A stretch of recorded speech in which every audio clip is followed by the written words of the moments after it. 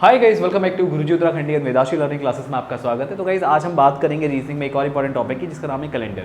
और कैलेंडर में वो क्वेश्चंस उठाने वाला हूँ जहाँ पे आपको बोल दिया जाता है कि एक डेट है और इस डेट पे कौन सा दिन होगा, राइट। और उन क्वेश्चन को किस तरह से किया जा सकता है, तो उसका एक डायरेक्टली एग्जाम्पल ले रहा हूँ मैं। और इसकी बेसिक चीज़ें मैं आपको कई लेक्चर्स में बता चुका हूँ, तो आई होप कि वो आपको पता होंगी, बट मैं कोशिश करूँगा कि वो सारी चीज़ मैं यहाँ पे कवर करने की कोशिश करूँ। तो यहाँ पे मैं एक ऐसी डेट लेता हूँ, रैंडम डेट, जहाँ पे हमको मालूम नहीं कि उस दिन मतलब उस डेट पे कौन सा दिन होगा, ठीक है। तो हमारे साथ यहाँ पे हरीश सर हैं, ये जो हमारे कैमरा मैन है, और उनका एक डेट ऑफ बर्थ लेते हैं और जानते हैं कि वो किस दिन यहाँ पे पैदा हुए थे, राइट। तो सर आपका डेट ऑफ बर्थ क्या है? 15 फरवरी 1996। तो यहाँ पे जो हमारे कैमरा मैन यानी हरीश सर है, उनका ये डेट ऑफ बर्थ है। और उस दिन हम जानने की कोशिश करते हैं कि वो किस दिन पैदा हुए, यानी Sunday, Monday, Tuesday, Wednesday, Thursday, Friday, Saturday में कौन सा वो दिन था। तो देखिए यहाँ पे आप कौन सी ईयर में चल रहे हैं? अभी 1996 में चल रहे हैं, यानी कि 1995 तक कंप्लीट हो चुका है और करंट ईयर है 1996। अब करना क्या है आपको, इस 1995 ईयर तक का आपको देखना है कि टोटल ऑड नंबर्स कितने हैं, उनका सम आप निकाल लो। कैसे निकालोगे? देखो हल्का सा हिंट देता हूँ, ये 100 साल के अंदर 5 ऑड डे होते हैं, राइट। ऑड डे का कहने का मतलब क्या है, जैसे मान लो 10 दिन हैं, 10 दिन में 7 दिन अलग कर लो, क्योंकि 7 दिन में एक हफ्ता होता है, तो बचे हुए दिन ऑड डे कहलाते हैं। तो ऑड डे मिनिमम कितने हो सकते हैं? मिनिमम एक तो ऑड डे आपको मिलेगा। 0 ऑड डे मतलब यानी पूरा वीक कंप्लीट हो रहा है, कोई ऑड डे नहीं है। तो ऑड डे मिनिमम 1 और मैक्सिमम कितना हो सकता है? 6 हो सकता है, करेक्ट। तो 1 से लेके 6 तक का आप यहाँ पे नंबर्स इनके देखेंगे तो ऑड डे कुछ इस तरह से आप यहाँ पे समझेंगे, राइट। और यहाँ पे जब मैं आपको बोल रहा हूँ कि 100 साल में 5 ऑड डे होते हैं, तो अगर मैं आपसे पूछूँ 200 साल में कितने ऑड डे होते हैं, तो 200 साल में ऑड डे कितने निकल जाएंगे? 10। आप लोग यही बोलेंगे, बट मैंने कहा ऑड डे क्या होता है आपका? ऑड डे वो होता है जिसमें वीक नहीं बन पाते, यानी वीक बनने के बाद जो बच जाता है। तो देखो 10 में 7 दिन आप आराम से हटा सकते हो, तो बचे 3 दिन, तो 3 ऑड डे होंगे, 10 नहीं होंगे। इन द सेम वे 300 साल में कितने होंगे? 5 दिया 15, 15 में 14 दिन अलग कर लो, क्योंकि 2 हफ्ते बन गए ना, तो 1 ऑड डे। अगर 400 ईयर की बात की जाए, अब एक और इंपॉर्टेंट चीज़ मैं आपको बता दूँ, जो ईयर 400 से, यानी जो सेंचुरी अगर मैं बोलूँ तो दो चीज़ें होंगी, एक सेंचुरी की हम बात करेंगे और एक ईयर की बात करेंगे। जो नॉर्मल ईयर्स आपके होते हैं 2015, 2016 या 1996, आप ऐसे एग्जाम्पल्स दे सकते हैं। बट सेंचुरी की अगर बात करें तो सेंचुरी जैसे आपका 400 ईयर सेंचुरी है, राइट। ये 4th सेंचुरी आपको दिख रही है। अभी कौन सी सेंचुरी चल रही है?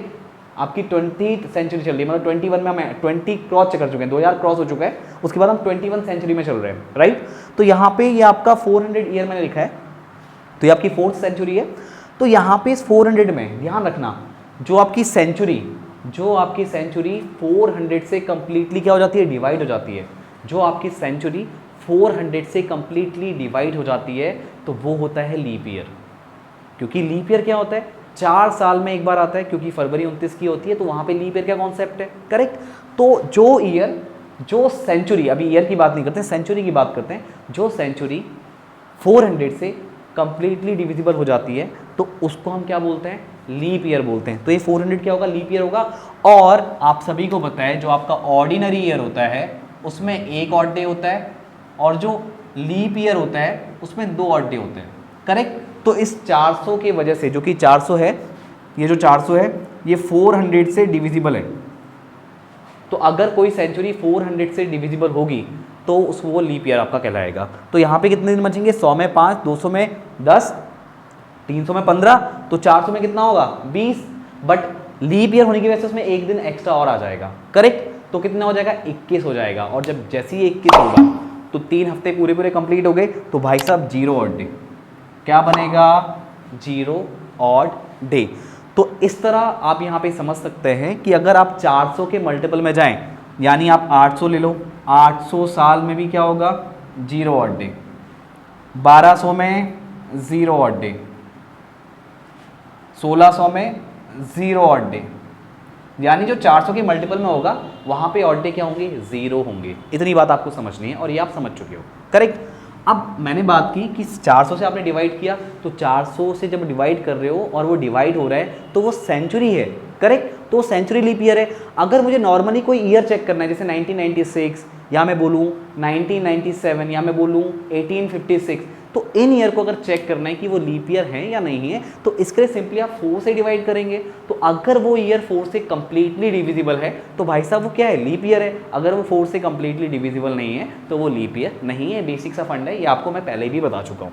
तो अब बात करते हैं 1995। मुझे इसमें कैलकुलेट करना है कि total number of odd days हैं कितने।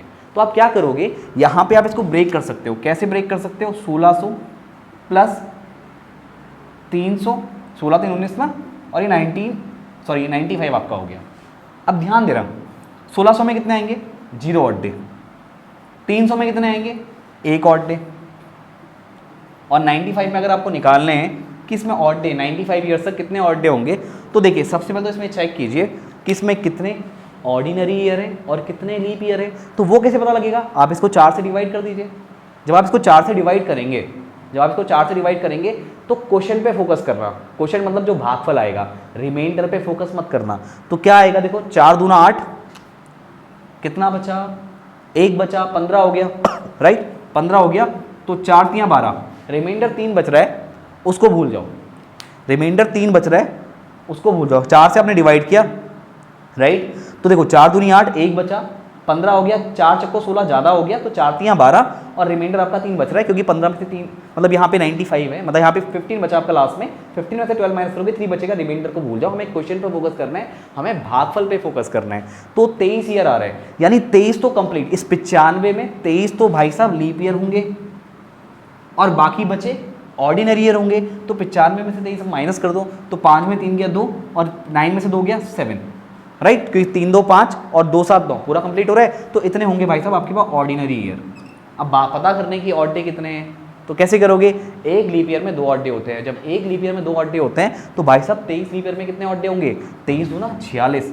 तो यहाँ पे ऑड डे आ गए 46, और एक ऑर्डिनरी ईयर में 1 ऑड डे होता है, तो 72 ऑर्डिनरी ईयर में कितने आपके ऑड डे होंगे, 72 होंगे। तो 46 और 72 को आप ऐड करेंगे तो 6 2 8 आएगा, 7 4 11, ये आपका आ गया 118। बहुत बेसिक से बता रहा हूँ, आपको समझ में आई होप आ रहा होगा, राइट। एक एक पॉइंट क्लियर रखिएगा, क्योंकि अगर ये कॉन्सेप्ट समझ में आ गया तो आप हवा में क्वेश्चन को सॉल्व करोगे, इतना सोचना ही नहीं है। तो ये 118 बन रहा है, करेक्ट। तो यहाँ पे देखो 6 2 8 7 4 11, करेक्ट। तो 118 ये हो गए, एक ये हो गया और एक ये 0 है, ठीक है। तो 119। तो अगर आपने यहाँ पे काउंट किया 1995 तक का, तो उसमें ऑड डेज का सम कितना निकल के आ गया, 119 निकल के आ गया। अब हम करंट ईयर की बात करते हैं। करंट ईयर आपका क्या है, 1996 है। अभी चेक करो, ये लीप ईयर तो नहीं है। कैसे चेक करोगे, 4 से डिवाइड करके। तो अगर इसको 4 से डिवाइड करते हो तो 4 चक्को 16, कितना बचा, 3 बचा, 39 हो गया। कितना हो गया, 39 हो गया। देखो 4 चक्को 16, 3 बचा, 39 हो गया। फिर 4 नाम 36, 39 में 36 माइनस करेंगे 3 बचेगा, फिर 36 हो गया, 4 नाम 36। तो भाई साहब ये क्या है, ये कंप्लीटली डिविजिबल है, रिमाइंडर नहीं बच रहा है इसमें, कंप्लीटली डिवाइड हो रहा है। तो यानी कि ये लीप ईयर है। और अगर ये लीप ईयर है तो इसमें फरवरी कितने की होगी, फरवरी इसमें 29 की होगी, यानी इसमें जो फरवरी होगी वो 29 की होगी। अब करना क्या है, अगर मैं जनवरी की बात करूँ, क्योंकि फैब में आ चुके हैं, तो जनवरी में 31 डेज होंगे, नो प्रॉब्लम, राइट। अब जनवरी में 31 डेज हैं। अगर आप यहाँ पे इस जनवरी के मंथ में बात करते हो कि ऑड डेज कितने हैं, तो उसके लिए आप क्या करोगे, इसे आप 7 से भाग दोगे, करेक्ट, क्योंकि 7 के आपको टुकड़े बाहर निकालने हैं, 7 के टुकड़े अलग कर लोगे तो यहाँ पे ऑड डे आपको पता लग जाएंगे। अब एक हफ्ते में 7 दिन होते हैं, 4 हफ्ते में 28 दिन होते हैं। आपने 7 से जब डिवाइड करोगे तो रिमाइंडर कितना बचेगा, यहाँ पे रिमाइंडर हमको चाहिए, 7 चक्को 28, 31 में से 28 माइनस करोगे तो कितना आ रहा है आपका, 3 आ रहा है। यानी कि फरवरी के महीने में आपको 3 ऑड डे मिल रहे हैं। अब 15 फैब में आप 15 फैब कंप्लीट नहीं हुआ, फैब में 15 में पहुंच गए हो, तो 15 में पहुंच गए तो सीधे 15 ले लो, फैब का 29 होते हैं। अब 15 फैब तक आप पहुंच चुके हो ना, यहाँ तो 3 दिन बच रहे हैं, 3 दिन बच रहे हैं, फैब कंप्लीट हुआ नहीं है, तो 15 को एज इट इज आप काउंट कर लो, नो प्रॉब्लम, क्योंकि जो जिस मंथ में चल रहे हो उस मंथ के सारे काउंट ले लो, कोई प्रॉब्लम नहीं है। बट जनवरी के 31 की जगह 3 ही लो, क्योंकि आपका कैलकुलेशन आसान करेंगे, वरना 31 कहाँ तक जोड़ोगे आप, ठीक है। तो उसका 3 लो, इसमें ऑड डे हमको लेने हैं। अब इसमें हम क्या ऑड डे निकालें, पूरा 15 उठा लो, कोई दिक्कत नहीं है। जो करंट मंथ होता है उसका पूरा नंबर उठा लो, कोई प्रॉब्लम नहीं है। अब क्या होगा यहाँ पे, 119 आप पहले पहुंच चुके हो, 3 आपका किसका हो गया, जनवरी का हो गया। जो लोग याद करते हैं ना कोड, जनवरी का कोड ये, फरवरी का कोड ये, कोई कोड याद करने की जरूरत नहीं है, वो भूल जाओगे आप। बेसिक पता होगा तो चीज़ें बहुत ईजिली हो जाएंगी। तो यहाँ पे क्या होगा, आपका 3 ये है, 15 ये है, तो 18 ये हो गया। तो 119 में 18 और जोड़ लो, कितना हो गया आपका 8 9 17, हासिल लगो 1 1 2 ये 3 और ये आपका कितना आएगा 137। अब क्या करना है भैया आपको, 137 में आप किससे डिवाइड लगाओगे, 7 से डिवाइड लगाओगे। तो इस 137 में आप क्या करो, 7 से डिवाइड लगा दो, तो 7 दूना 14 जो कि ज़्यादा हो जाएगा, तो 7 एकम 7 माइनस करो, 13 में 7 गया 6 बचा, 67 यहाँ पे आ गया। तो देखो 7 7 और 5 7 नाम 63, तो कितना बचेगा 4 बच रहा है। तो आपका रिमाइंडर जो आ रहा है वो 4 आ रहा है, करेक्ट। ये आपका रिमाइंडर कितना आ रहा है, 4 आ रहा है। इसका मतलब है क्या, यानी कि देखो अगर 1 होता तो मंडे, 2 होता तो ट्यूसडे, 3 होता तो वेडनेसडे, 4 होता तो थर्सडे, राइट। तो यहाँ पे रिमाइंडर कितना आ रहा है, 4 आ रहा है। हम यहाँ पे रिमाइंडर पे फोकस करेंगे, लेकिन जब हम बात कर रहे हैं किसकी, कि हमें कितने इसमें ऑड ईयर हैं, मतलब कितने लीप ईयर है, कितने ऑर्डिनरी ईयर हैं, तो उसमें हम 4 से डिवाइड कर रहे हैं और हम रिमाइंडर की बात नहीं कर रहे हैं, भागफल की बात कर रहे हैं, यानी क्वेश्चन की बात कर रहे हैं। बट यहाँ पे हम बात करेंगे किसकी, रिमाइंडर की। तो यहाँ पे अगर 5 होता तो फ्राइडे, 6 होता तो सैटरडे और 7 की आएगी नहीं गुंजाइश, मतलब 0 होता रिमाइंडर। अगर रिमाइंडर 0 होता तो आपका होता संडे, राइट। ये सैटरडे है, ये ट्यूसडे है और ये आपका थर्सडे है। तो यहाँ पे रिमाइंडर कितना आ रहा है, 4 आ रहा है। तो मैं यहाँ पे हरीश सर से पूछना चाहूँगा, हरीश सर जिस दिन आप पैदा होते उस दिन आपका बृहस्पतिवार तो नहीं था, ये आपको मालूम नहीं है। अभी क्या करना, नेट पे जाना और इस डेट को देखना कि उस दिन बृहस्पतिवार है या नहीं है, ठीक है। तो आई होप गाइस आपको ये कॉन्सेप्ट जरूर समझ में आया होगा। अगर आपको ये कॉन्सेप्ट समझ में आया तो अपने फ्रेंड्स को भी इसके बारे में बताएं और अपने घर में जितने भी लोग हैं आप इसकी प्रैक्टिस उनकी डेट ऑफ बर्थ से भी यहाँ पे चेक कर सकते हैं, उनका डेट ऑफ बर्थ यहाँ पे निकाल सकते हैं, राइट। आई होप आपको ये सारी चीज़ समझ में आई होंगी। तो मैं मिलता हूँ आपसे नेक्स्ट वीडियो में। आज की इस वीडियो में इतना ही, थैंक यू।